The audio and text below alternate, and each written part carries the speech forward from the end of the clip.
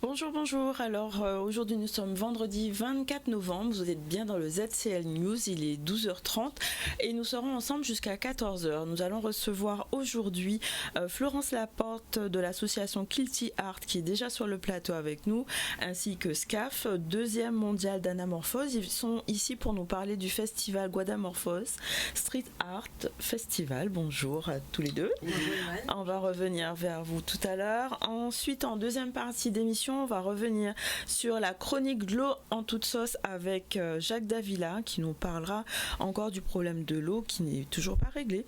On verra avec Harry Osier-Lafontaine séminaire de clôture du projet Interreg Cambionnette, donc c'est le coordinateur du projet. On viendra aussi avec Manicia Titeka qui nous parlera du salon du livre, donc dans sa chronique Une voix, une histoire des images.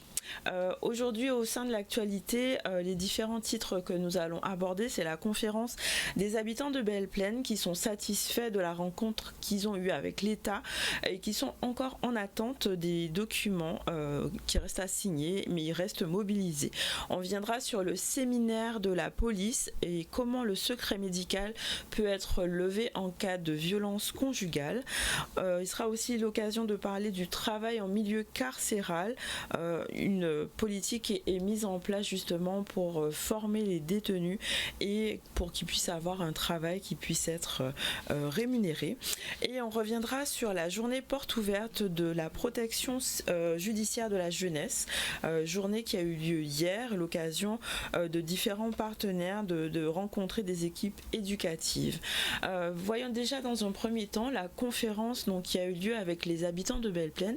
On les a eu, on avait vu en début de semaine justement une mobilisation qui avait eu lieu, qui avait bloqué aussi la route de Belle-Plaine justement parce qu'ils étaient mécontents, liés aussi à leurs problèmes d'inondation, mais pas seulement, ils ont aussi des problèmes de titre de propriété pour ces habitants du quartier et justement ils ont eu une réunion avec la CARL, la sous-préfecture, une délégation et justement Olivier Félix était avec eux. On va voir ce reportage. On s'est tenu une réunion en sous-préfecture avec monsieur le sous-préfet, avec les responsables de l'ADEAL et de même que le président de la CARL et nous-mêmes au niveau de la délégation de Belle-Plaine. Donc, qu'en était-il? Quel était le sujet de cette rencontre initiée par monsieur le sous-préfet, je précise bien. Donc, c'est que nous puissions évoquer le problème de titre de propriété ici au lotissement de Belle-Plaine. Il faut savoir que ce lotissement a été créé il y a plus de 40 ans sous l'ère du docteur Hélène. Et jusqu'à ce jour, les habitants n'ont pas de titre de propriété, ce qui veut dire qu'ils ne peuvent pas léguer leurs biens à leurs héritiers, ils ne peuvent pas faire de prêt bancaire, ils ne peuvent rien faire pour l'amélioration de l'habitat, sauf s'ils font un prêt à la consommation, et on connaît très bien que les taux ne sont pas pareils, surtout aujourd'hui. Donc de ce fait, nous avons, lundi matin, la population a décidé de bloquer la route qui sort de la nationale et qui conduit vers le Gosier en allant aussi vers le collège. À partir de là, nous avons écrit à monsieur le sous-préfet, qui nous remercions parce que nous a répondu assez rapidement et nous a convié à cette réunion de hier après-midi, au cours de laquelle nous avons acté que, évidemment, la parcelle sous laquelle se trouve le lotissement Belle-Plaine n'est pas référencée, ça a été reconnu par tout le monde, et que maintenant, il faudrait faire en sorte que cette parcelle ait un numéro pour que les habitants puissent avoir le titre de propriété. L'ADEAL s'est engagée à faire les travaux nécessaires, à faire les études, afin de permettre seulement de donner un numéro cadastral à cette parcelle en vue d'une division parcellaire. Ensuite, il y a des travaux qui sont de la compétence de la Riviera du Levant, comme les études. Donc, monsieur le président de la Riviera du Levant s'est engagé à financer des travaux pour permettre à chacun, dans un futur proche, et en fonction aussi des décisions qui seront prises par l'ADEAL, d'être propriétaire de son logement. Mais toujours qu'elle a arrivé.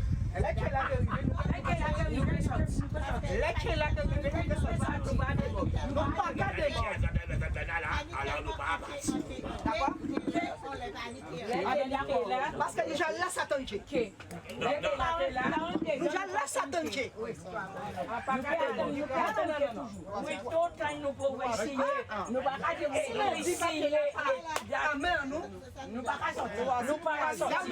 C'est un barrage vraiment, je dirais, tenu par des seniors, ce sont des hommes et des femmes d'un certain âge. Je vous dis 40 ans qu'on est installé ici. Donc, et ces personnes, justement, ont des difficultés à croire encore aux promesses, parce que ces promesses de titre de propriété, on les avait déjà eues. Aujourd'hui, je reconnais la bonne volonté de toutes les parties prenantes d'aller au bout de cette action cette fois-ci. Toutefois, la population a décidé de maintenir la mobilisation jusqu'à la signature du relevé d'information. C'est la raison pour laquelle, dès à présent, je prends la tâche avec monsieur le sous-préfet et monsieur le président de Dakar pour savoir quand est-ce qu'on peut disposer de ce relevé d'information, de décision, et revenir vers cette population pour dire voilà, nous avons le document signé, donc maintenant on peut libérer la route en attendant que les travaux soient lancés. Donc la mobilisation reste active en attendant d'avoir officiellement ces documents signés. Revenons sur le séminaire de la police organisé en lien avec les violences conjugales. Donc demain, donc 25, c'est une journée dédiée aux violences contre les femmes, en fait, pour soutenir ce problème de violence conjugale. Et un séminaire a été organisé par la police nationale, aussi en lien avec l'université et l'association Amalgame Humanis, pour pouvoir débattre de ce sujet du secret médical, comment lever ce secret médical en cas de violence conjugale et comment les professionnels peuvent être confrontés et accompagner au mieux les personnes victimes. On va voir un reportage de Solène Fèvre. Le but du séminaire, c'est surtout d'améliorer et de coordonner mieux les relations entre les services de police et les professionnels de santé.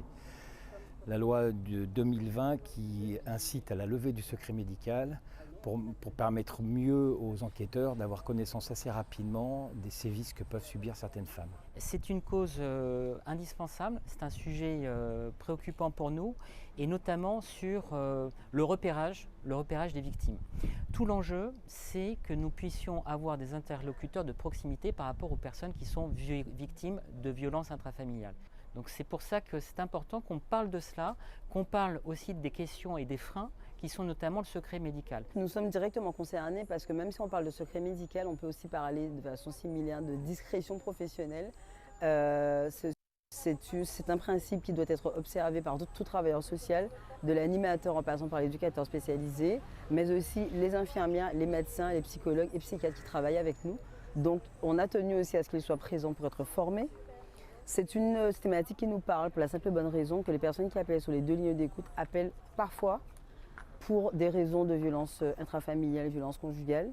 Il faut aussi que nous, policiers, on se remette en question sur nos pratiques pour qu'on acquiert de nouvelles bonnes pratiques, à la fois au niveau de l'accueil du commissariat de police, mais également lorsqu'on intervient sur la voie publique, sur ce qu'on appelait auparavant avec une certaine légèreté parfois, des différends familiaux et qu'on laissait ça en l'état. Aujourd'hui non, on demande, quoi qu'il arrive, sur un différend familial, de ramener la personne qui a été victime au préalable, même si celle-ci au départ ne le souhaite pas. Ce qui est intéressant et ce qu'on observe par rapport aux forces de l'ordre, c'est qu'on a des gens de mieux en mieux formés pour l'écoute, pour isoler la victime et pour parler avec elle. Et ce qui est aussi intéressant, c'est qu'on a des faits de plus en plus graves, c'est-à-dire qu'on arrive à mettre en confiance la victime pour faire une révélation de faits qui va être importante et indispensable pour mettre à l'écart la personne qui est l'auteur des vifs. Donc c'est pour ça qu'on a une augmentation des chiffres, c'est pour ça aussi qu'on a une augmentation de la gravité des faits, c'est parce qu'on arrive aussi à avoir cette mise en confiance de la victime, à avoir cette pédagogie dans l'écoute et à faire en sorte que les victimes se confient. C'est le rôle des forces de l'ordre, c'est le rôle des associations, c'est le rôle des professionnels de santé. Voilà, le sujet des violences conjugales qui est très important. On rappelle juste qu'il y a un numéro d'urgence en cas de problème. Vous pouvez contacter le 3919, donc c'est quand même important à noter. Voilà, on va revenir sur l'actualité tout à l'heure et on va recevoir maintenant nos 2 premiers invités. Florence Laporte, qui est présidente de l'association Kilty Art et SCAF, donc 2e mondial d'anamorphose. Alors déjà, qu'est-ce que c'est l'anamorphose? On va en parler. Vous organisez un festival, donc sur toute la semaine il y a eu des événements, il y a encore des événements ce week-end. On va déjà commencer par la première question. Qu'est-ce que c'est l'anamorphose? Alors l'anamorphose, c'est le mot savant pour dire 3 dimensions, 3D.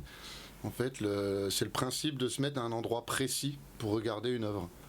C'est-à-dire qu'elle ne se regarde pas de côté, enfin c'est vraiment l'endroit que l'artiste a choisi pour regarder l'œuvre, où l'œuvre prend forme et on a l'impression vraiment d'une 3D. C'est-à-dire qu'il y a un décrochage au niveau admettons, de l'élément ou du personnage qu'on a dessiné par rapport au mur. Du coup, on a l'impression vraiment qu'il est en 3D et qu'il sort du mur, en fait. D'accord, donc c'est peint d'une façon qu'on puisse avoir cette impression. C'est une déformation de côté, quand on le regarde. Tout est déformé. Mais quand on se met dans le point précis, eh ben, toutes les proportions prennent forme exactement et on a vraiment une impression de 3 dimensions. D'accord, donc ce festival est organisé et la thématique choisie c'était l'anamorphose, c'est ça. Mais le street art c'est quelque chose qui prend beaucoup plus de place maintenant. À Pointe-à-Pitre on peut le voir, mais pas que. Sur les communes comme le Moule ou Marie-Galante, est-ce que c'est dans cette politique vraiment que vous avez voulu faire ce festival ? Non, pas précisément, non, puisque moi je suis pas du tout du milieu de l'art. Moi je suis ni du street art ni du graffiti. Moi je suis commerçante à Pointe-à-Pitre à la base, donc rien à voir avec la situation. C'est juste que je suis une passionnée. Je me suis constitué une banque de données concernant l'anamorphose et tout ce qui est trompe-l'œil. Et donc, moi, je trouve ça extraordinaire parce que ce qu'il a oublié de vous dire, c'est que c'est extrêmement technique. Il constitue en fait une image déformée. Donc, ils dessinent une image déformée qui va prendre vie, nous, selon notre regard. Et alors, c'est pas forcément... Alors, on peut le regarder avec nos yeux, mais l'important, c'est de le regarder aussi avec un téléphone ou avec un appareil photo. C'est là où vraiment ça prend toute sa dimension. On a fait un test hier et c'est vrai que les appareils nous permettent d'avoir une meilleure projection de la profondeur de 3D. Donc la 3D, on la voit mieux avec un intermédiaire. À partir d'un objectif, absolument. Okay. Absolument. On voit des images à l'écran. Voilà. Et donc, moi, comme je suis passionnée de ça, je me suis dit pourquoi ne pas le partager en fait en Guadeloupe. Donc le Guadamorphose Street Art Festival est un complément de tout ce qui s'est déjà fait en festival et dans le street art en général en Guadeloupe. On n'est pas là pour faire de compétition avec personne, c'est juste présenter cette technique qui est relativement peu connue au niveau mondial parce qu'il y a très peu d'artistes. Alors quand je dis très peu, tout est relatif, c'est qu'il y a des millions d'artistes et dans ces millions d'artistes, il y a peut-être des centaines ou des milliers, mais très peu quand même qui maîtrisent parce que c'est très technique. Voilà. Donc c'est une spécificité du street art. Absolument, absolument. Ça fait quand même quelques années, mais il faut vraiment être très méticuleux pour pouvoir se lancer dans cette discipline entre guillemets. Nous avons Skem qui est un artiste local qui s'essaye et qui nous a fait une très belle œuvre qui est très technique aussi. Elle n'est pas forcément très chargée en information, mais en fait ce qu'il a fait est relativement très difficile. Donc il s'est très bien exercé à maîtriser cet art. D'où vous vient cette passion du coup pour l'anamorphose? C'est parce que vous avez voyagé, vu ça vraiment à l'extérieur? D'où ça vient en fait? Non, déjà j'aime beaucoup l'art. Moi je suis devenue un peu collectionneuse parce que l'art en fait c'est une ouverture sur l'imaginaire. Ce que moi je ne sais pas faire, les artistes en fait me permettent de rentrer dans leur imaginaire. Et votre question est très pertinente parce qu'en fait on a toujours marginalisé les artistes. Or ce sont des personnes qui doivent être partie intégrante. On doit les respecter, les considérer en tant que citoyens de la société. Ils sont très importants parce qu'une société qui ne valorise pas ces artistes, c'est une société qui n'a pas saisi en fait que chaque individu a construit cette société-là. Et donc moi les artistes m'ont toujours passionné. Il y a deux choses qui m'émerveillent et donc qui m'émerveillent, c'est Dieu par rapport à toute sa création parce qu'il est le créateur par excellence, et les artistes parce que les artistes ils foisonnent, ils ont une porte ouverte en fait sur l'imaginaire, et quand ils créent, que ce soit avec de la sculpture, avec du dessin, avec de la peinture, etc., ils nous ouvrent une porte et on reste comme des petits enfants à toujours rêver. Ils nous permettent après de rentrer dans une réflexion et c'est pour ça que j'aime ça et j'ai voulu partager donc ma passion tout simplement. Donc en fait pendant ce festival il y a des œuvres qui sont exécutées en live ou est-ce qu'on peut voir ces œuvres quelque part et comment ça s'intègre en fait dans l'urbanisme on va dire antillais ou pointois déjà? Alors on a eu beaucoup de mal, on a cherché avec le PF des structures parce que en fait l'anamorphose elle se positionne pas forcément sur un mur linéaire, il faut des surfaces différentes qui permettent avec du recul de voir justement une certaine image plane. Donc on a eu beaucoup de mal pour trouver ces surfaces là et donc le plan B était de construire des structures qui sont visibles donc à la place de la Victoire. Nous avons 4 artistes, donc 2 internationaux et 2 locaux. Donc on a construit 4 structures qui vont rester là, c'est du contreplaqué donc jusqu'à ce que les structures soient toujours en bon état.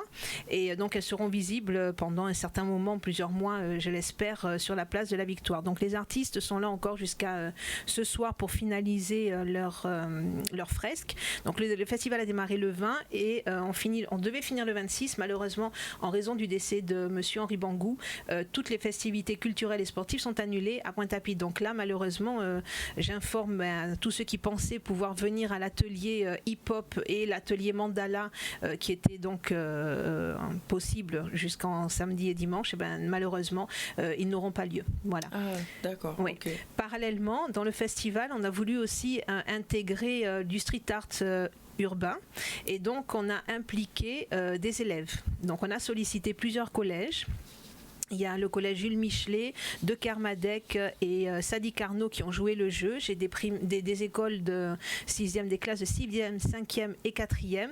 Donc il y en a certains qui ont peint les potelets de délimitation du marché aux épices. Là j'ai eu 2 classes qui sont intervenues, qui nous ont fait un travail remarquable. Voilà, justement, les voilà. Images, oui. Voilà, et donc ils se sont beaucoup amusés à faire ces ateliers-là. Nous avons également une classe qui est intervenue, enfin 2 classes qui sont intervenues et nous en avons 2 autres encore cet après-midi pour peindre les arbres de la place de la Victoire. Et hier, le lycée Carnot, une classe donc de art appliqué, est venu pour peindre des bacs à ordures. J'avais demandé à Cap Excellence de nous mettre à disposition 15 bacs. Malheureusement, et ça a été un petit peu difficile parce que ça a failli capoter, parce qu'ils m'avaient fait des promesses qui n'ont pas tenu, mais j'ai quand même eu mes bacs. J'attends quand même les autres promesses. J'espère qu'ils sauront les tenir. Et donc, on a pu peindre 15 bacs qui seront disséminés ensuite dans les rues Frébeau, Schellcher et Nausière. Donc, quels étaient les objectifs par rapport justement à l'intégration de ces scolaires, et est-ce que c'est donner une seconde vie aux objets ou de voir les choses sous un autre angle? Qu'est-ce que vous avez voulu à travers cette mission, démarche, qu'est-ce que vous avez voulu mettre en place? Alors les sensibiliser déjà à l'art, parce que les jeunes maintenant sont rentrés dans le monde virtuel et donc ils sont très tactiles et après avoir discuté longuement avec SCAF, on s'est rendu compte que la jeunesse, enfin lui surtout, puisque il voit pas forcément la relève arriver, ces jeunes-là sont tactiles et virtuels et ils ont du mal pas tous évidemment, on peut jamais généraliser, mais la tendance tend à ce qu'on ait de moins en moins d'artistes en herbe pour le futur. Donc ça, c'est quand même assez dramatique, puisqu'on voit qu'il y a une modification dans notre société qui fait que la créativité, l'inspiration, l'imaginaire va être peut-être moins bien dispensée. Et donc, on a voulu les intégrer dans ce processus pour leur dire justement que ils peuvent peindre. S'ils aiment l'art, voilà. On a vu à travers des jeunes qui ont peint les poteaux et les arbres, il y en a qui ont une facilité, une dextérité avec la bombe, avec la notion de couleur, de mettre les choses bien propres, etc. Et d'autres qui avaient un petit peu plus de difficultés. Donc c'est partout pareil, on a des talents, enfin on est destiné à faire des choses particulières, puis d'autres où ça nous inspire pas du tout. Et donc on a voulu aussi les sensibiliser pour leur faire savoir qu'ils seront bientôt en âge adulte et donc ils sont les acteurs d'une participation citoyenne pour pouvoir modifier leur environnement, puisque on ne peut pas toujours attendre sur les politiques et sur les mairies qui sont un peu en difficulté, et donc ce sont les associations qui prennent le relais parfois pour pouvoir changer le visuel de notre environnement. Donc c'est pour ça on les a sensibilisés à cette démarche-là pour qu'ils soient conscients de ça. Et du coup, alors pendant ces missions justement avec ces jeunes, vous avez pu participer, comment ça se passait? J'étais pas trop sur les ateliers jeunes, parce que du coup on devait gérer, c'est quand même pas mal de boulot pour faire ça en une semaine. Puis la chaleur n'aide pas beaucoup parce que c'est des structures peintes en blanc. Et ça réverbère. C'est très compliqué, donc on devait faire des coupures. Non, nous on était plus concentrés sur nos œuvres pour cette année, j'espère. Donc là, vous avez une œuvre qui serait exposée. Enfin, vous avez. Oui, voilà, j'ai fait un gros requin, un peu imaginaire, où on peut se mettre devant et on a l'impression que, comme il a la bouche grande ouverte, on a l'impression qu'il va nous sauter dessus et nous manger. Je ne sais pas si on peut voir. Alors, je ne sais pas si cette photo va être. Il faut venir voir en vrai, parce que ça se voit en vrai. Donc, oui, on voit l'image de. C'est une base d'inspiration que j'avais fait. J'ai fait dans ce style, mais pas comme on peut voir à la télé. Un autre style. C'est pour ça qu'il faut venir voir en vrai. D'accord. Comment en fait on arrive à créer une œuvre comme ça? Ça demande combien de temps? Alors après c'est en fonction de chacun, de l'ancienneté. C'est sûr que parce que c'est technique quand même. Voilà, quand j'ai commencé dans les années 2000, tout au début 2000, fin 90, c'était pas une pratique très courante du street art du moins. C'est arrivé bien par la suite, vers 2010. Et déjà, il faut une bonne base, une bonne expérience au niveau de la bombe. Et après, en fait, c'est des techniques, c'est une gymnastique mentale qui est différente d'un mur plat. Donc on a notre petite technique de point de repère. Donc c'est des techniques qu'on apprend en fait. Est-ce qu'il y a une école? Ah non, il n'y a pas d'école. Alors maintenant il commence à avoir des options graffiti dans certaines écoles d'art. C'est rare, mais c'est sûr que c'est quelque chose qui s'apprend en autodidacte beaucoup, en regardant, en échangeant. Ce qui fait tous les plaisirs de la vie d'ailleurs. Mais voilà, c'est un échange à la base, la peinture. Et moi j'ai réussi à perfectionner mon art en rencontrant plein de gens, en voyageant. Et du coup au niveau, je veux dire, mondial, est-ce que il y a beaucoup d'expressions, enfin d'œuvres, je sais pas comment on dit, anamorphosiques, enfin en 3D. Non, c'est anamorphique. C'est vraiment une niche, c'est une façon très spéciale de peindre. Ce qui est difficile pour l'anamorphose, c'est que ça se regarde d'un endroit précis. Donc généralement l'endroit où elle est plus destinée à être, c'est dans les festivals, pour voir, parce que c'est pas des œuvres qui vont rester énormément, voilà. Ou pour un magasin, où l'œuvre, on va être tout le temps amené à être déplacé dans le magasin ou dans la pièce, et on la verra pas forcément dans la bonne proportion. Donc c'est quelque chose qui marche vraiment bien déjà en photo et dans le cadre d'un festival.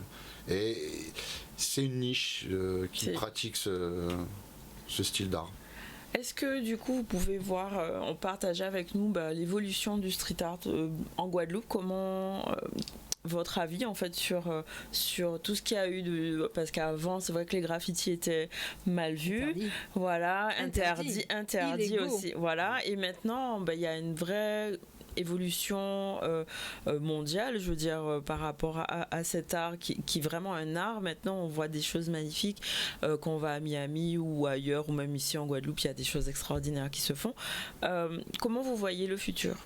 Alors, avant de répondre à votre question qui est vraiment, merci de la poser, je voudrais juste rappeler en fait la pensée d'une femme qui a été une grande artiste, qui était une Ghanéenne, c'est Efua Sutherland. Et cette dame a dit: la culture est la base de l'identité d'un peuple et l'art est le moyen par lequel cette identité est exprimée et préservée. D'accord ? Quand on fait des fouilles archéologiques, en général, on retrouve des os, mais on retrouve aussi des œuvres d'art. Donc, ça détermine en fait la capacité de cette civilisation, du peuple, l'évolution et ce qu'ils étaient en mesure de faire. D'accord ? Au jour d'aujourd'hui, effectivement, le street art se démocratise. Maintenant, c'est plus quelque chose d'illégal, c'est quelque chose qui est même réclamé par les villes et par les pays. Et donc, nous, justement, on aimerait pouvoir inscrire, alors sans prétention, bien sûr, on va travailler avec le CTIG qui est déjà d'accord, on va solliciter après les politiques, et puis d'un collectif d'artistes, on va essayer de voir. Ce qu'on souhaiterait, c'est inscrire la destination Guadeloupe comme une destination touristique artistique, parce que de plus en plus des villes justement ont offert des territoires à des artistes, parce qu'ils savent que c'est une valeur ajoutée. Pendant que les enfants étaient en train de peindre les poteaux, il y avait un bateau de croisière, et donc évidemment tous les croisiéristes prenaient les enfants en photo, ils nous demandaient ce qui se passait, etc. Et ce sont eux qui véhiculent le mieux la destination Guadeloupe. On pourrait faire des publi-reportages, des spots, etc. Ça n'aurait pas le même impact, parce qu'avec les réseaux sociaux maintenant ça diffuse très vite. Voilà, et puis beaucoup plus largement. Je veux dire, quelqu'un qui vient des États-Unis, il a une sœur en Australie, ils vont diffuser, boum.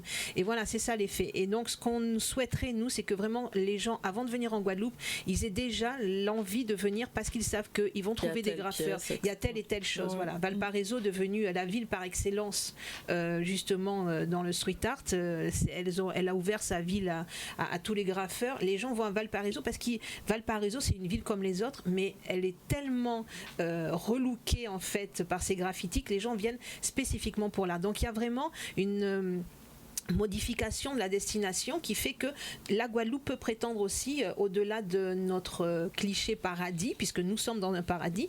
La Guadeloupe, j'ai fait juste une petite parenthèse, étant l'île la plus belle au monde. Vous savez pourquoi? Parce qu'avec son territoire, ces 2 plateaux, ça nous offre une géologie complètement différente, et donc on peut aussi jouer avec le foisonnement d'artistes qu'il y a ici. On voit au Centre des Arts, ils se sont saisis de cet endroit parce qu'ils criaient en fait. Moi je trouve que le Centre des Arts, c'est un cri de dire nous existons, donnez-nous un moyen de subsister, donnez-nous un moyen de montrer l'identité de la Guadeloupe. Ils ont besoin. Moi j'ai toujours... je n'ai jamais compris pourquoi il n'y avait pas un lieu spécifique pour les arts, au-delà du Centre des Arts, parce qu'ils font, ils font beaucoup dans la culture, etc., mais un lieu dédié pour les artistes. Bah, faudra en tout cas y travailler. On va Alors essayer. pour le programme, donc il y a encore samedi des activités ou pas du tout? Malheureusement, non, ça a été annulé. Tout a été annulé. Non, ça a été annulé. Les artistes peindront encore, je pense. Peindront, donc Oui, peut-être, oui, pour finaliser. On peut aller voir les œuvres sur la place de la Victoire. Ouais. Absolument. Et voilà, soutenir aussi votre travail. Et on est là pour les Voilà. accueillir, leur expliquer, parler. On fait aussi beaucoup de médiation autour. Chaque D'accord. artiste est très très sociable, donc n'ayez pas peur. Donc d'aller vers les arts. Voilà, n'ayez pas peur. Merci. Nous invitons toute la population donc à venir aussi place du marché aux épices pour voir un petit peu ce qui s'est passé. Les arbres aussi qui ont été décorés place de la Victoire, les bacs à ordures qu'on va pouvoir prendre en photo. Voilà, une fois n'est pas coutume, c'est voilà, on innove quoi, on essaie C'est très d'égayer, bien. de dynamiser la ville comme on peut. Mais en tout cas, merci d'être venu et pour Merci la démarche Merci, que Eman. vous soutenez. Merci On beaucoup. va avoir notre première coupure publicitaire. On revient tout à l'heure pour la suite de l'émission. Et surtout quand tout le monde est au public. Bonjour. Alors on était en train de parler déjà de l'eau avec donc Jacques Davila, donc qui sera pour la chronique de l'eau en toute sauce. On va le recevoir tout à l'heure. Revenons sur l'actualité. L'actualité, donc on a déjà abordé les habitants de Belle-Plaine qui ont pu avoir une réunion avec la CARL, la sous-préfecture, pour avoir justement des échos sur leur titre de propriété, sur leurs problématiques d'eau. On va en parler tout à l'heure.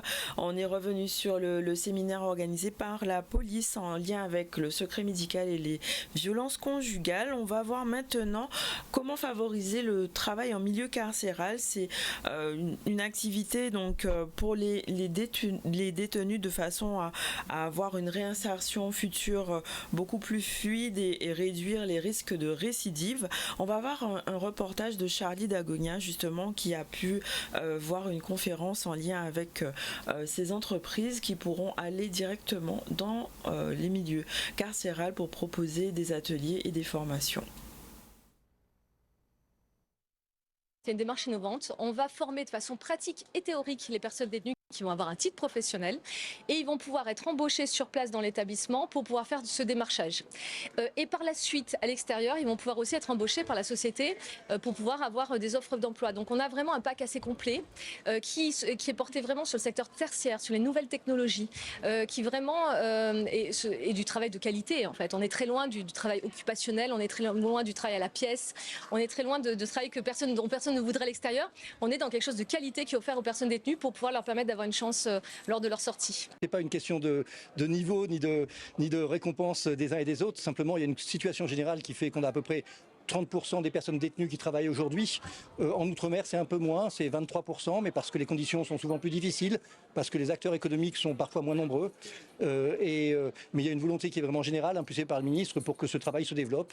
Et on le sent très bien au sein de cet établissement où les gens sont extrêmement mobilisés. Nous offrons des possibilités à des chefs d'entreprise de venir s'installer à l'intérieur des murs de l'établissement et ainsi, au travers de la création d'ateliers, de pouvoir participer complètement à la réinsertion des personnes détenues, puisque il y a une offre donc de travail, d'activité professionnelle au sein même de la structure. Et au centre pénitentiaire de Bémao, on a développé comme ça plusieurs ateliers.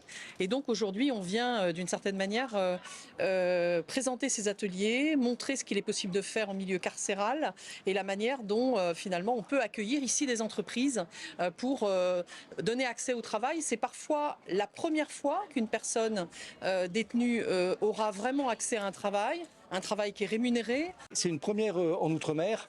Il y en aura un autre prochainement à Ducos, mais ça sera le premier est bien ici, le premier qui sera fonctionnel. Et effectivement, c'est quelque chose qui est absolument porteur, puisque beaucoup d'entreprises sont en train de relocaliser sur le territoire national ce type d'activité qui avant était délocalisé. Et il y a des possibilités d'emploi à la sortie qui sont extrêmement importantes. Un travail qui permet de structurer aussi leur journée de détention et qui permet notamment aussi de développer du lien social. Certains peuvent devenir chefs d'équipe, certains peuvent encadrer des équipes plus ou moins importantes de salariés. Et donc nous accueillons ici désormais un certain nombre d'ateliers et de chefs d'entreprise. Ils vont être supervisés, vont être encadrés, vont être formés. Voilà, tout ce process est pris en charge par une entreprise qui est qualifiée. Voilà, bien entendu. Tout est organisé. Le personnel du centre pénitentiaire de Pointe-à-Pitre est déjà très mobilisé. Ce que j'attends surtout, c'est que les partenaires institutionnels, économiques s'engagent aux côtés du personnel de l'établissement pour développer le travail en détention au sein de l'établissement de BMAO. On va rester dans le domaine de la justice et parler des journées portes ouvertes de la protection judiciaire de la jeunesse qui s'est déroulée donc hier avec des partenaires et des acteurs de la justice des mineurs qui étaient invités à venir rencontrer les équipes éducatives de la jeunesse donc dans ces établissements. On va voir un reportage de Solène Fèvre. La protection judiciaire de la jeunesse est une institution du ministère de la Justice et nous sommes du coup service éducatif qui répondons en fait aux besoins d'évaluation, d'aide à la décision pour les magistrats, de prise en charge et d'accompagnement, d'éducation de ces jeunes en situation de délinquance. Le foyer accueille essentiellement donc des jeunes qui sont sous main de justice, qui font l'objet d'une ordonnance provisoire de placement et qui peuvent rester ici à peu près en moyenne 6 mois jusqu'à 1 an. L'idée, c'est de les rescolariser ou encore qu'ils puissent faire des stages professionnalisants, des formations, etc. Les ateliers qu'on a mis en place aujourd'hui, en fait, ce sont des ateliers d'un dispositif plus large que l'on déploie habituellement, qui s'appelle le dispositif PROX. C'est un dispositif de rapprochement institution-population. Et à travers un mini-village, sur une journée, en général, on met des stands en place. Secourisme comme aujourd'hui, prévention routière, tir laser. Et l'idée en fait de ce concept, c'est quoi? C'est qu'un jeune, il va jamais plus accepter la citoyenneté, si vous voulez, que si c'est lui qui vient la chercher. L'effort est axé sur justement le fait qu'on puisse les mettre en contact avec la société.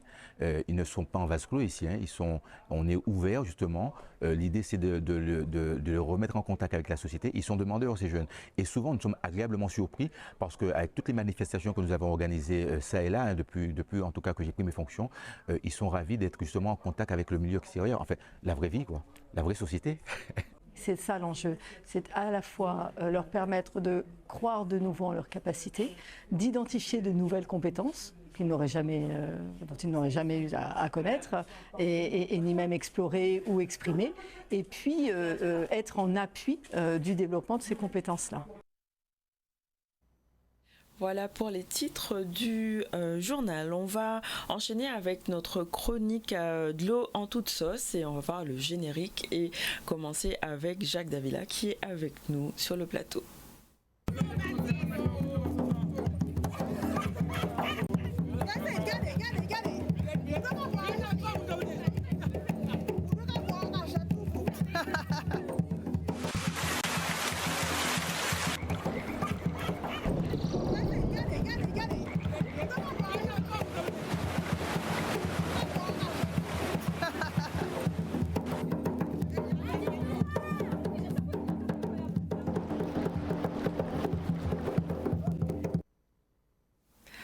Alors bonjour Jacques, merci d'être avec nous. Quelle est l'actualité de l'eau en Guadeloupe? L'actualité, elle n'a pas changé. Elle est, avant toute chose, avant que je n'aborde les problèmes de l'eau, je souhaiter un prompt rétablissement à mon collègue Ismar qui est malade. Il a atteint d'une de ces fièvres chroniques qui viennent de débuter chez nous. Je lui souhaite un prompt rétablissement.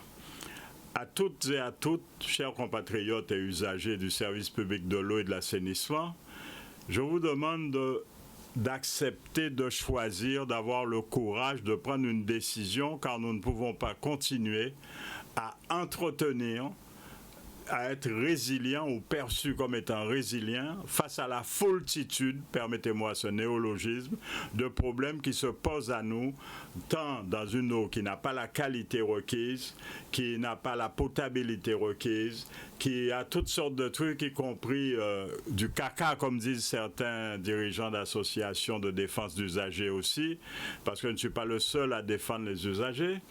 Et il s'avère aujourd'hui que tout cela se produit sans que aucune sanction ne soit prise, ni administrativement, ni pécuniairement, ni pénalement, de par votre incurie. Il y a des écocides quotidiens, outre le chlordécone, qui se produisent sur notre territoire. La preuve de votre apathie, c'est que nos parlementaires, quels qu'ils soient, ne se sont pas élevés, pour la plupart, contre le fait que ce soit ajouté à la présence de chlordécone dans nos eaux souterraines, sur notre sol, dans les littoraux. Le gouvernement français n'a rien dit quand l'autre jour, à Bruxelles, l'on a voté pour 10 ans encore l'utilisation du glyphosate. 39% des pesticides de la Guadeloupe sont à base de glyphosate et c'est un produit cancérigène depuis 5 ans. On avait fait pareil que la chlordécone, parce que je dis, il y a le chlordécone qui est le produit et la chlordécone qui est la molécule qui forme le produit de ce nom. Eh bien, le glyphosate, mesdames, messieurs, on avait enterré le rapport, on l'avait dissimulé. Et bien entendu, il n'y a que nous qui sommes perçus comme certains qui font du désordre pour le plaisir de faire du désordre. Nous ne faisons pas du désordre pour le plaisir de faire du désordre. Nous le faisons parce que nous ne voulons pas, nous ne voulons plus que l'on cesse de nous empoisonner, de nous tuer à petit feu. Nous ne sommes pas les gens du Hamas, nous ne nous laisserons pas faire. Ceux qui veulent accepter ce qu'on les tue à petit feu, à coups de poison, parce que quand l'autre jour vous entendez un élu dire c'est pas la faute des élus si on a transféré 1 million de mètres cubes de l'eau dont une partie avait du chlordécone sur la Grande Terre, eh bien nous étions les seuls une fois de plus à agir. Quand on vient... Le glyphosate, en fait, le glyphosate, juste pour revenir sur ça, c'est quelque chose de cancérigène. Est-ce que c'est utilisé en France ou bien c'est que... C'est utilisé en France et en Guadeloupe. D'accord, pourquoi? Bien sûr. Pourquoi? Parce que les lois le permettent et qu'il y a quelqu'un qui n'a pas fait son travail quelque part dans les mesures de rétorsion. Les services sont débordés, soit par le présentiel, soit l'absence de présentiel, ou par le travail en distanciel qui est trop compliqué. Donc, en fait, c'est un produit. On sait qu'il est cancérigène, mais on l'utilise quand même. Mais bien sûr. Et en France, les agriculteurs sont contents parce que ça donne des résultats. Alors, comme les usagers ne se plaignent pas trop, on continue. Vous voyez, c'est comme l'affaire de la chlordécone et du chlordécone. Donc, il faut reconstruire les habitudes de faire ensemble. Il faut reconstruire l'envie d'avoir confiance en faisant respecter les normes. Il faut reconstruire la volonté de faire respecter les droits des usagers parce que comment voulez-vous trouver qu'après Fiona, mesdames, messieurs, à Goyave notamment, vous n'aviez pas de rejet traité et on vous a envoyé des factures que vous avez payées. Est-ce que vous savez qu'aujourd'hui, on vous fait payer 75% d'un volume d'eau que vous n'avez pas consommé? On vous fait payer les taxes. En plus de cela, ces taxes ne sont pas reversées en comptabilité publique. Cela s'appelle des prélèvements pour compte de tiers. Ils doivent être reversés au même titre que l'octroi de mer, au même titre que la TVA, leurs véritables destinataires. On s'en sert pour financer les salaires. Mesdames et messieurs, non, nous ne sommes pas là pour combler les salaires. Nous sommes là pour payer une partie des salaires de la prestation qui nous est due, sous réserve que nous autres usagers, nous ayons la prestation de qualité à laquelle nous avons droit. Quel est l'usager de Guadeloupe qui peut me dire s'il a reçu son règlement de service qui vaut contrat? À ce jour, non. Quand vous entendez que des gens sont montés au Congrès des maires pour aller discuter du CIOM, le contrat interministériel sur l'outre-mer, et que vous aviez un problème sur votre facture, qui est celui de l'octroi de mer, qui fait partie de l'assiette des taxes imposables. Donc il y a quelque chose qui cloche parce que l'on ne peut pas prendre quelque chose qui ne doit pas être taxé et vous le taxez.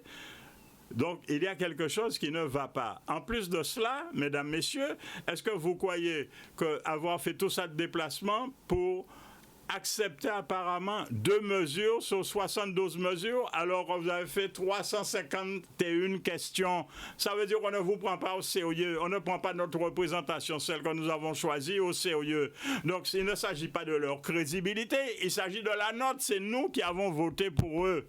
Donc, nous devons assumer les conséquences de nos choix et apprendre à faire le ménage et à mettre les choses ensemble. Comment pouvons-nous admettre que hier, M. Letchimy, par exemple, ne s'est pas présenté, c'est son droit le plus absolu et je respecte son choix, qu'il assume, et que les nôtres ont été en réunion pour signer une lettre pour dire « je ne suis pas d'accord, qu'est-ce que tu fais là ?» Est-ce que vous leur avez donné mandat pour aller? Mesdames, messieurs, on a accepté hier sur 72 points, 2 points à peu près, dont un qui va nous poser problème très sérieusement, c'est l'octroi de mer, parce que l'octroi de mer, on l'a transformé en variable d'ajustement de l'équilibre comptable, financier, gestionnaire et de trésorerie des budgets. Ce n'est pas la mission de l'octroi de mer.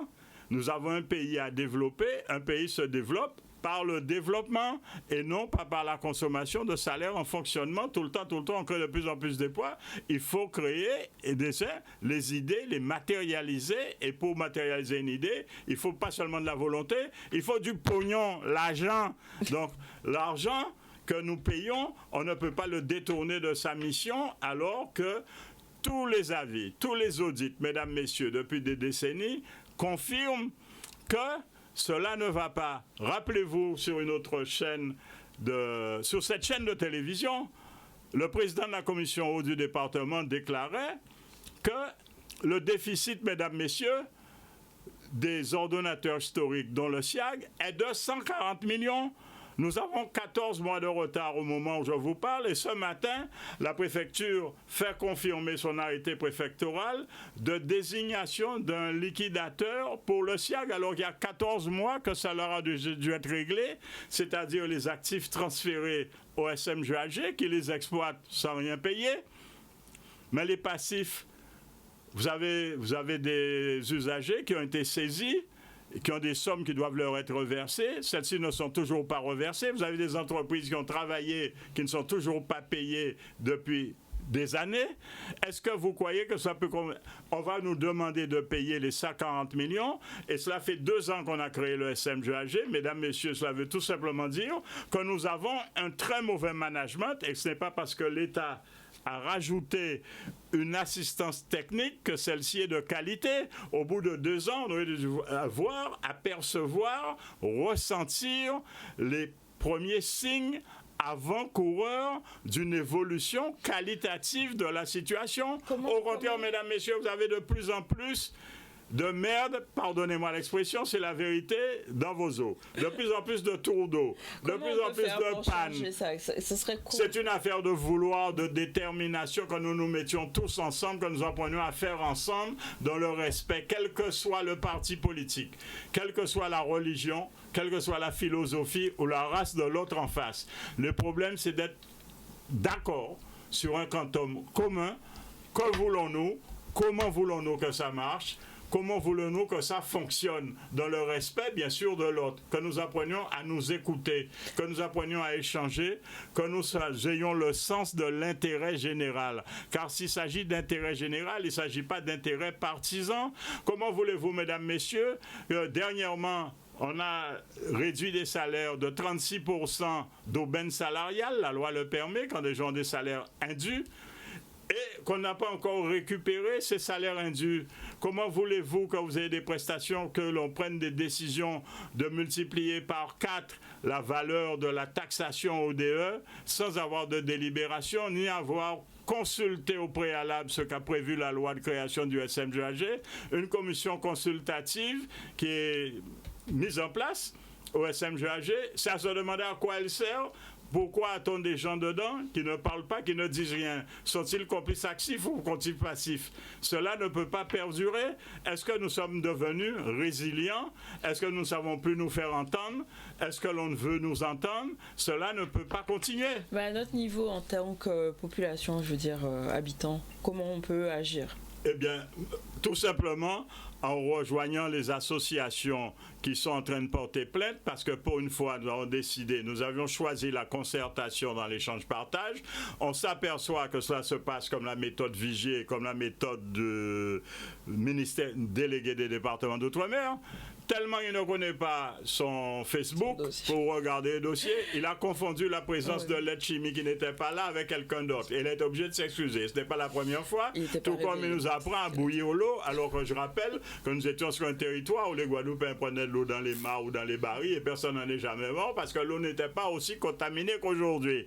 Donc, il nous faut apprendre à aller au pénal. Nous avons déjà été au pénal. Le procureur général a inscrit une enquête préliminaire qui fait la recevabilité de la plainte. Nous avons porté plainte contre le SIAG et contre le SMGAG. Ce n'est pas une affaire de contre M. Francisque ou contre M. Louisi ou M. XY ou Z. C'est une affaire d'intérêt général. L'intérêt général prime sous toute considération personnelle, fût-elle éthique. D'accord, en tout cas merci Monsieur Davila pour tout ça et je pense qu'il faudrait à un moment donné, enfin ça c'est moi une volonté personnelle de reprendre tous les points parce que je ne sais pas si on n'est pas perdu, enfin moi en tout cas sur l'historique de tout ce problème de l'eau parce qu'il y a tellement de données que c'est parfois un peu compliqué de suivre. Ce serait intéressant d'avoir un résumé. Mais ce serait avec plaisir, nous sommes prêts à organiser avec vous bien sûr une émission, un débat différent. Dernièrement, vous devez le savoir, sur cette chaîne, j'ai participé avec Madame Boissé, votre collègue, je crois, sur une émission pour dire aux gens la vérité. Vous me connaissez, moi, c'est sans langue de bois. Si quelqu'un n'est pas content, il n'a qu'à me poursuivre, puis c'est tout. Ce serait intéressant de revenir sur ça. C'est pas mon 32e procès que je gagne. D'accord, on va faire notre coupure publicitaire et on va revenir avec Monsieur Osier Lafontaine, donc qui nous parlera de Cambionnette. Oui, Cambionnette. C'est un projet. Voilà, il est 13h30, on va en finir sur notre troisième partie d'émission ZCL, donc avec Monsieur Harry Osier Lafontaine. Bonjour. Bonjour, coordinateur du projet Cambionnette. On va parler de ce projet ensemble. Faisons un petit point sur les focus du jour. Alors, focus du jour à l'écran.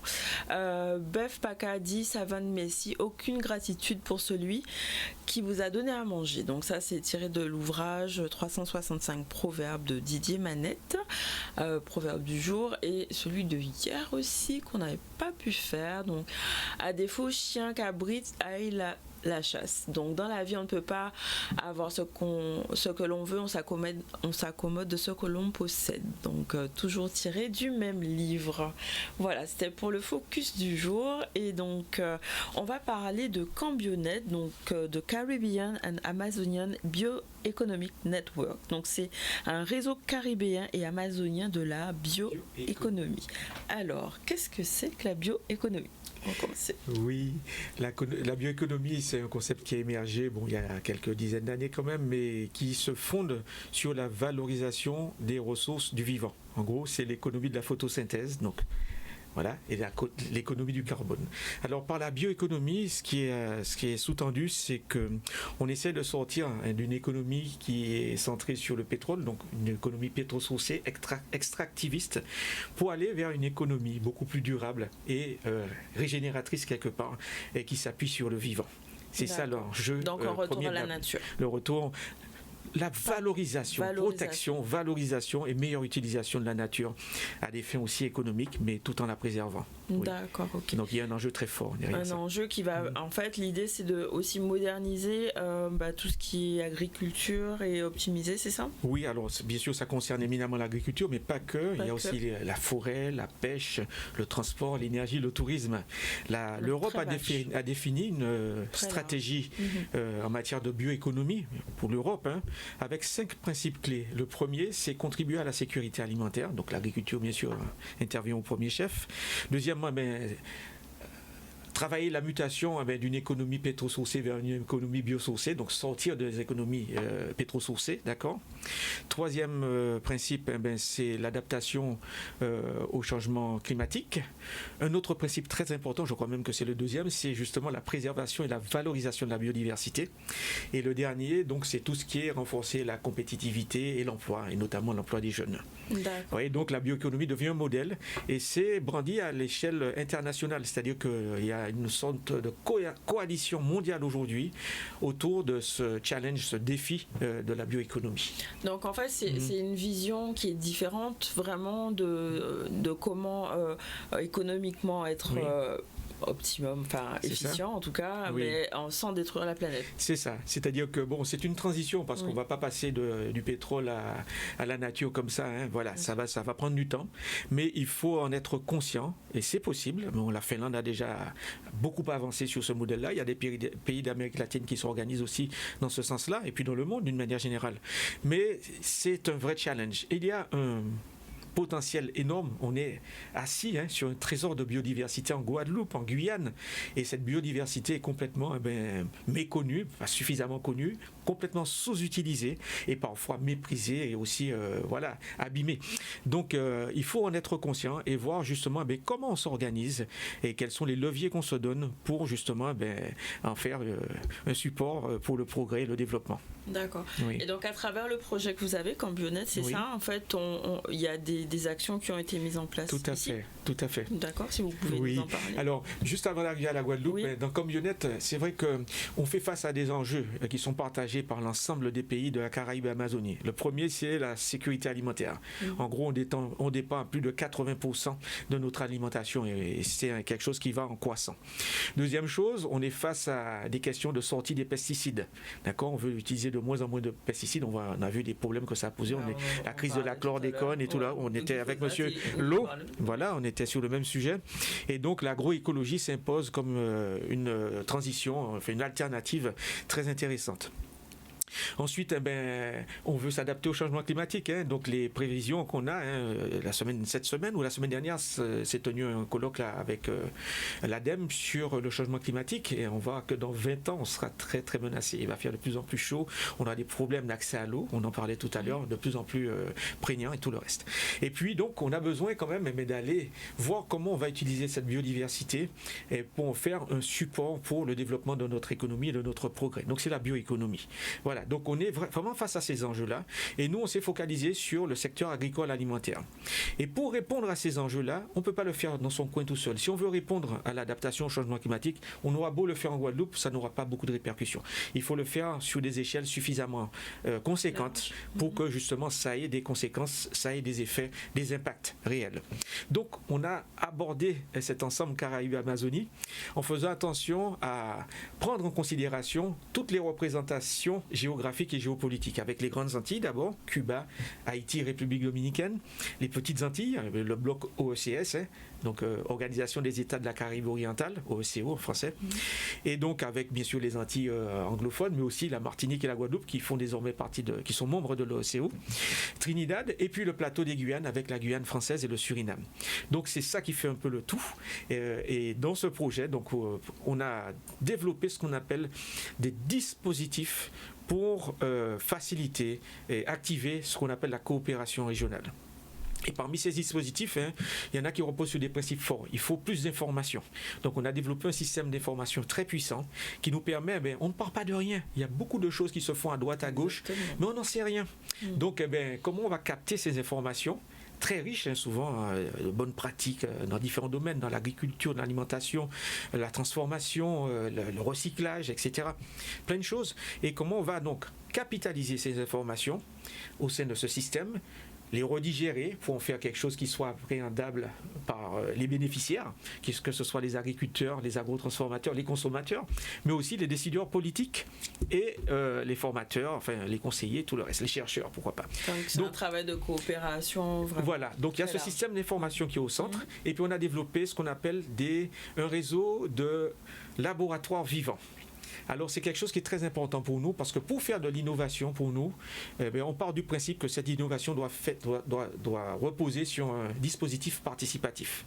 C'est pas la recherche qui fait puis qui ensuite vulgarise et autres. Non, on co-construit la recherche en plaçant les principaux bénéficiaires au cœur du processus d'élaboration de l'innovation. Donc ce sont les agriculteurs, les agrotransformateurs, les consommateurs. Donc on a développé des plateformes en Living Lab à Cuba, en République dominicaine. Living Lab, c'est des laboratoires vivants. C'est ça, voilà. Donc un dispositif participatif, on va dire. Il y en a en Guadeloupe, Martinique, Guyane, Suriname. Voilà, donc c'est un peu sur ça. Et puis un dernier élément qui est pour moi aussi très très important, donc derrière ça il y a la formation qui est au cœur de tout ça, à la fois des partenaires mais aussi des parties prenantes, les agriculteurs et autres, j'y reviendrai tout à l'heure. Et puis on a développé aussi ce qu'on appelle un observatoire, c'est une première, de la bioéconomie et des agricultures caribéennes. Donc cet observatoire a un rôle de veille, et voilà, aller chercher l'information nécessaire pour la restituer aux principaux utilisateurs, notamment les décideurs politiques, comment ils vont mieux penser les politiques publiques, mieux les adapter pour accompagner efficacement ces transitions. Donc c'est ce qu'il y a derrière ce projet.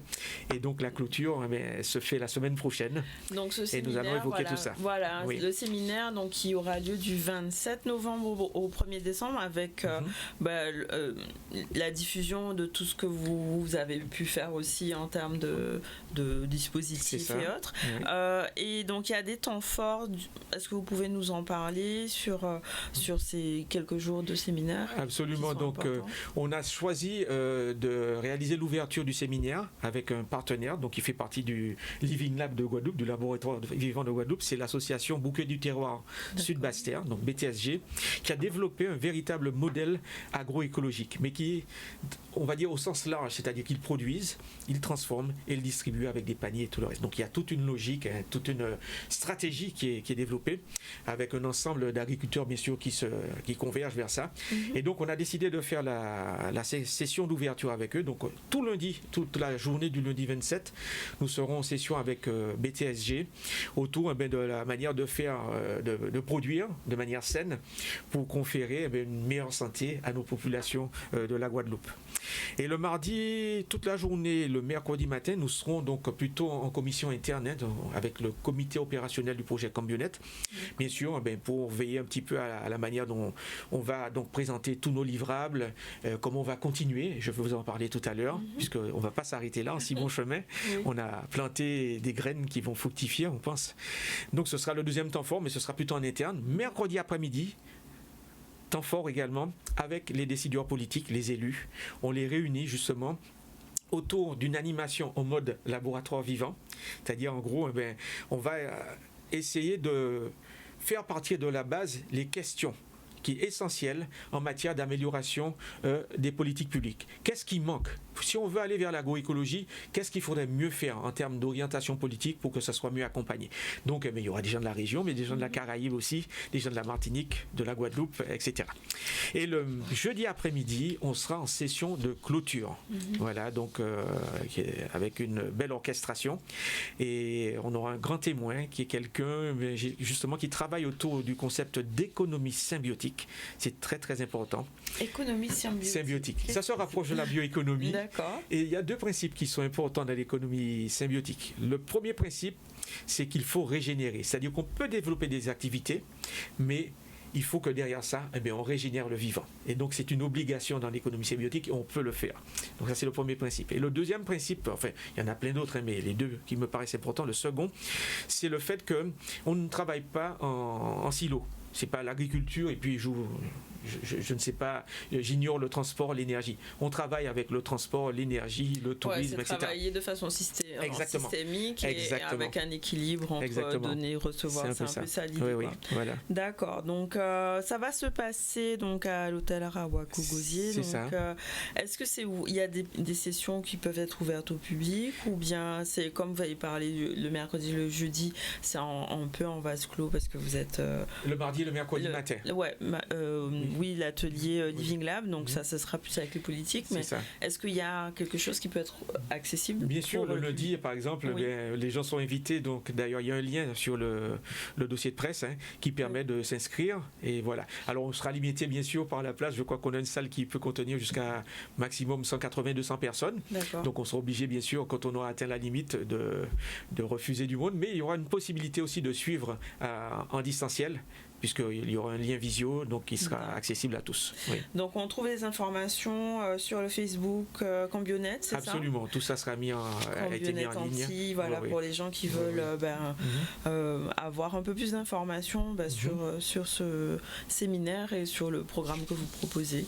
Voilà. Tout à fait. Est-ce que vous avez quelque chose à rajouter par rapport à Oui, ben, dire que ça a été une expérience formidable de vivre ce projet pendant 2 ans et demi avec bien sûr un partenariat caribéen, amazonien. Oui. Donc on s'est déplacé très souvent après la période Covid en tout cas sur toutes les régions qui sont membres du voilà.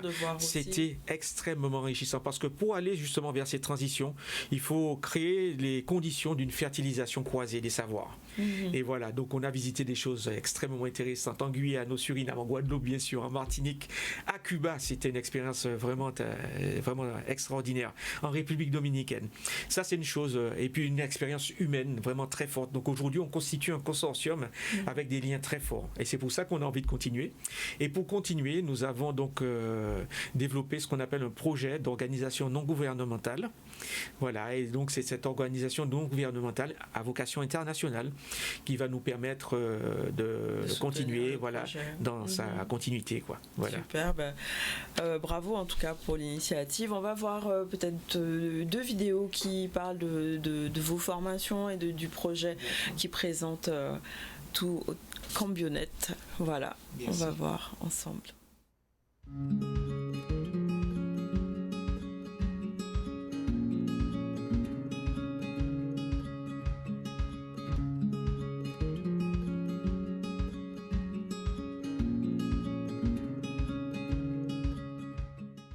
La formation qui s'est déroulée cette semaine était pour Cambionnette, un réseau de Living Lab de 10 pays, îles des Caraïbes. Comment, notamment à partir de l'agriculture, développer une économie régénérative à la fois des sociétés humaines et du développement économique. Dans cette formation, on a abordé le sujet par 2 grandes disciplines en fait.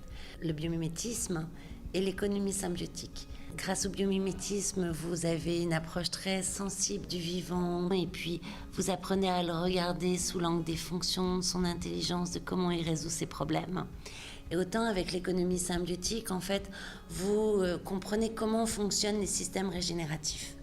Et donc, entre cette immersion très sensible et qui vous permet d'innover et puis le recul en fait que permet de prendre l'économie symbiotique et de comprendre les points communs à toutes ces approches régénératives et comment elles se répondent. Donc on rentre dans une totale autre économie, des logiques complètement différentes, mais on comprend leurs points communs.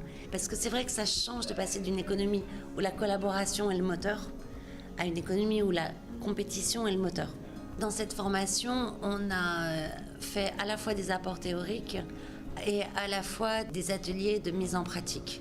Et tous ces ateliers de mise en pratique, on les a conçus pour que chacun puisse les reproduire là où il est. Tous ces ateliers permettent de suivre un chemin pour un porteur de projet, être répliqués localement. On doit accélérer la transition vers une économie régénérative. C'est que chacun, en fait, puisse appliquer les choses qu'il a apprises et puisse lui-même les diffuser.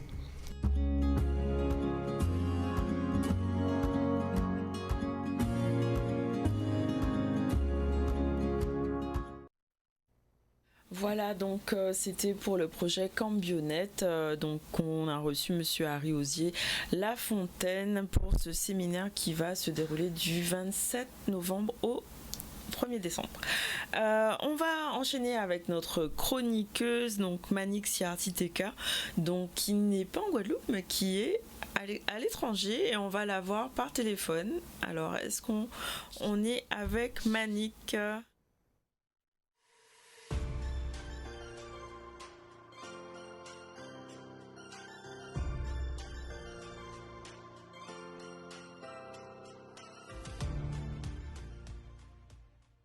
Maman cherche le secret. Les bœufs tranquilles hochent la tête en souriant. Ils ne connaissent pas le secret. Les mangues pèsent lourd aux branches feuillues des manguiers. Leurs joues rougissent. Elles ne connaissent pas le secret.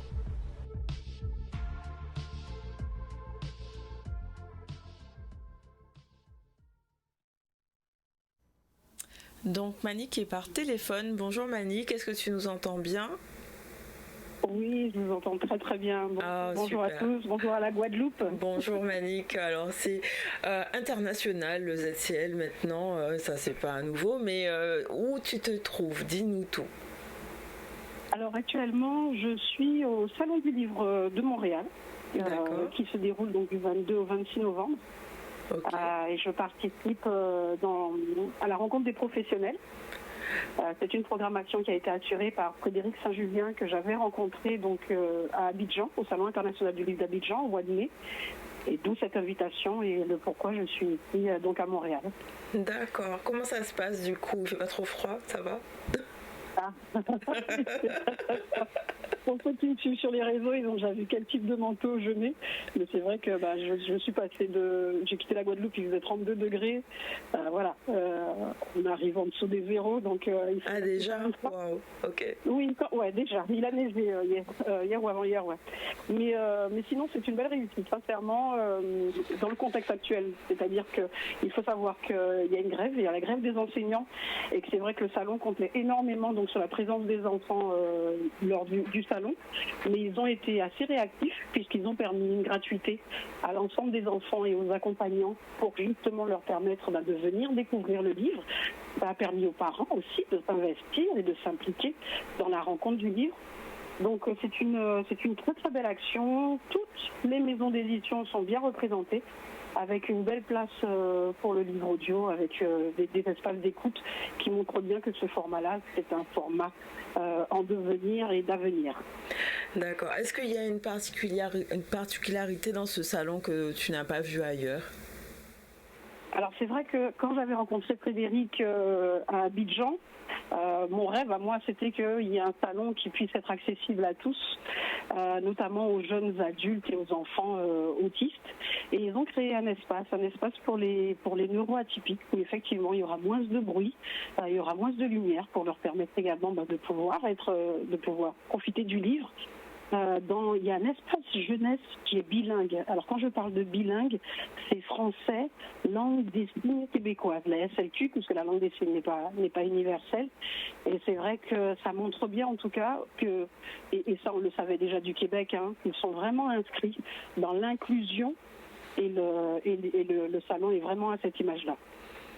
D'accord, j'imagine que tu as pu rencontrer plein de gens et des gens très enrichissants. Oui, alors j'ai pu rencontrer Jessica, c'est Jessica Lubino qui m'a reconnue, mais je la connais que sur les réseaux, et qui me fait coucou. Je me dis mais c'est qui elle? Elle me dit mais oui, t'as une voix, une histoire. J'ai dit oui, effectivement. Et au-delà de ça, avant mon arrivée, ils m'avaient programmé des rencontres avec des éditeurs, donc j'ai pu rencontrer une autrice, illustratrice, Marie-Denise Doyon, qui est d'origine haïtienne.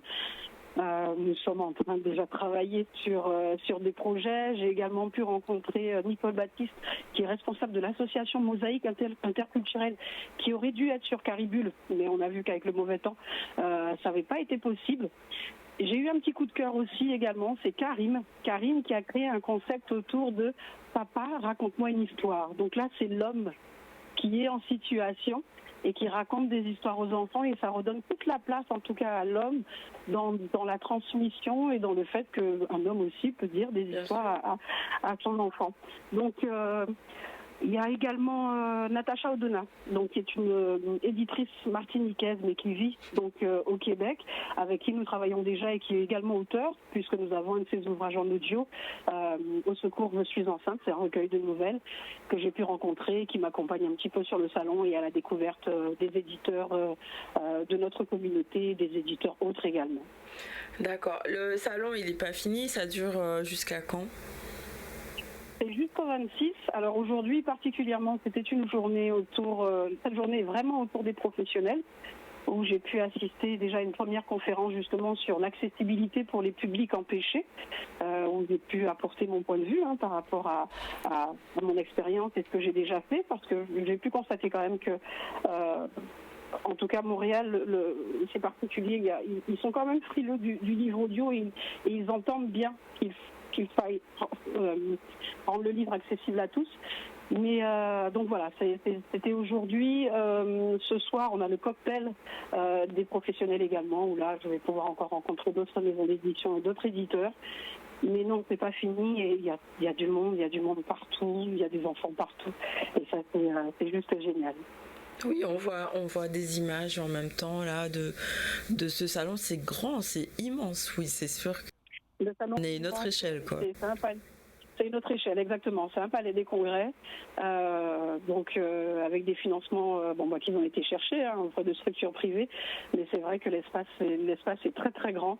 Et encore une fois, c'est la place qui est laissée aux enfants, donc la littérature de jeunesse, mais également aux adultes, et de vrais espaces, c'est-à-dire que il y a vraiment de vrais espaces de lecture où on peut s'allonger, où on peut être sur une balançoire. En termes d'innovation, sur tous les salons que j'ai déjà pu faire, celui-ci, il reste pas mal. Il est vraiment pas mal. Et je pense que d'autres endroits, ça doit être aussi génial, mais je ferai le reportage. Donc, Une voix, une histoire, c'est un projet du coup international maintenant, c'est ça? Oui, ça l'a toujours été, puisqu'on avait le pont littéraire avec l'Afrique, déjà, qui était mis en place. Oui. Là, c'est vrai qu'on s'est rapproché du Conseil des arts et des métiers du Québec pour un projet de rayonnement à l'international. Mais là, c'est sur un travail de traduction. Mais ça, j'en parlerai un petit peu plus à mon retour. On est en train de souligner les contours. Mais oui, cet objectif de mettre en avant la maison d'édition, nos compétences, parce que c'est pas les miennes, c'est parce que c'est un groupe de personnes qui travaillent avec moi, nos compétences, nos auteurs. Je ne vais pas trop m'avancer, mais il se pourrait que l'année prochaine, je ne parte pas toute seule et que nous puissions bénéficier d'un stand justement pour que nos auteurs puissent aussi être découverts et reconnus. C'est tout ce travail-là que je fais avec Une voix, une histoire. C'est vraiment montrer en tout cas sur la scène de l'international que notre littérature a sa place. Qu'on écrit tout aussi bien que les autres et dans tous les genres et que c'est important que sur ces scènes, ces grandes scènes de la littérature, ces scènes culturelles, nous puissions être présents et qu'ils puissent se dire qu'on ne peut plus faire sans nous. Ça, c'est vraiment important. Bon, on attend le retour du salon pour que tu puisses nous parler vraiment en détail de tout ce que tu as pu voir et comment tu as pu rendre tout cela possible en fait. Donc bravo en tout cas pour l'initiative. Oui. Merci. Je remercie l'agence de voyage. Tout ça, encore une fois, c'est des Guadeloupéens qui sont derrière. C'est Envie d'ailleurs, une agence de voyage qui m'a accompagnée sur ce déplacement-là, qui m'a permis de ne pas être trop loin, etc. Je remercie ma maquilleuse qui, à distance, me donne des conseils, My Make-up, All Style pour les bijoux, etc. Voilà, c'est toute une dynamique guadeloupéenne que j'ai déplacée avec moi, même si je suis toute seule. Mais ma personne représente beaucoup de corps de métier guadeloupéen et c'était vraiment important. Et un petit coucou à mes enfants aussi qui me manquent. Voilà. Ça, c'est la maman qui parle. Bon, en tout cas, on t'attend avec grand plaisir sur le plateau pour la suite. Oui, les temps qui fassent chaud là, j'ai les -4 là, c'est bon. C'est bon. Merci Manick et à très bientôt. Alors aujourd'hui, donc on va juste revenir sur les invités qu'on a reçus aujourd'hui. On a eu Florence Laporte, présidente de l'association Quilty Art, ainsi que SCAF, deuxième mondial d'anamorphose, qui nous ont parlé du festival Guadamorphose Street Art. Donc on a aussi reçu Jacques Davila pour sa chronique de l'eau en toute sauce, qui nous a toujours parlé du problème de l'eau qui n'est pas réglé. On a vu avec Harry Osier-Lafontaine le séminaire qui aura lieu donc du 27 novembre au 1er décembre sur le projet Cambionnette. On vient de parler avec Monique Siartiteka, donc qui est au salon du livre de Montréal, donc qui nous a parlé de ce salon et de sa maison d'édition qui est représentée. Au niveau des informations, on a eu un petit bilan sur la conférence des habitants de Belle-Plaine qui sont satisfaits de la rencontre qu'ils ont eue avec l'État, mais qui sont en attente des documents qui donc restent mobilisés. On a vu aussi le séminaire avec la police et le secret médical et les violences conjugales, comment ce secret médical peut être levé et comment accompagner et accueillir au mieux les personnes victimes pour les professionnels. Il s'agissait aussi de parler de la favorisation du travail en milieu carcéral, donc avec ces entreprises qui vont pouvoir former les détenus à l'intérieur du milieu carcéral. On est revenu sur les journées portes ouvertes de la protection judiciaire de la jeunesse de Guadeloupe. Voilà, l'occasion de fournir à ces jeunes des stands et des conseils en matière de secourisme, prévention. Et voilà, donc ça c'était pour les titres de ce jour 24 novembre. Il est 13h57 et on a terminé pour l'émission du ZCL. On se retrouve la semaine prochaine dès lundi. Je vous souhaite un bon week-end et à très bientôt.